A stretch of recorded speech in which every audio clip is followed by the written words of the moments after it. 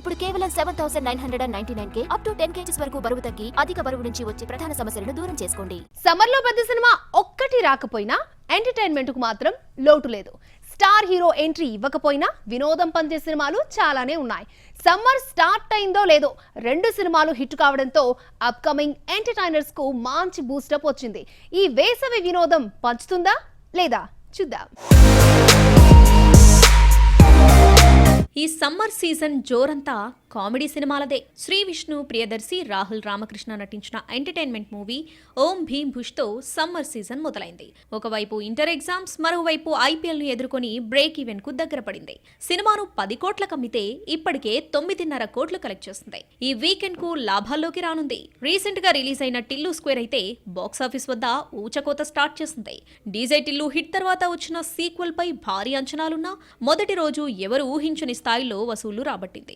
ముఖ్యంగా ఓవర్సీస్ లో అయితే వీకెండ్ కు 2 మిలియన్ మార్క్ ఈజీగా దాటేస్తుంది. సినిమాను వరల్డ్ వైడ్ 27 కోట్లకు అమ్మితే వారంలోపే బ్రేక్ ఈవెన్ అయ్యే ఛాన్స్ ఉంది. సమ్మర్ ఇంకా 2 నెలలుంది.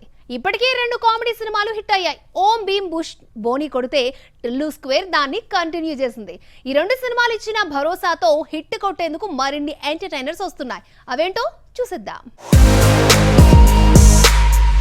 చూస్తుంటే సమ్మర్ ను కామెడీ మూవీస్ డామినేట్ చేసేలా కనిపిస్తున్నాయి. విజయ్ దేవరకొండ నటించిన ఫ్యామిలీ స్టార్ ఏప్రిల్ 5న రిలీజ్ అవుతుంది. రౌడీ హీరో కెరీర్ లో హైయెస్ట్ గ్రాజర్ గీతా గోవిందం ఇచ్చిన పరశురామ్ మరోసారి ఫ్యామిలీ ఎంటర్టైనర్ తో వస్తున్నాడు.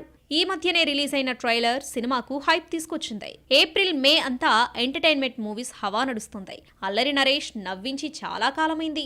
నాంది సినిమాలో పెర్ఫార్మెన్స్ తో మెప్పించినా నవ్వించలేదు. నా స్వామి రంగాలో అంజీగా ఏడ్పించాడు.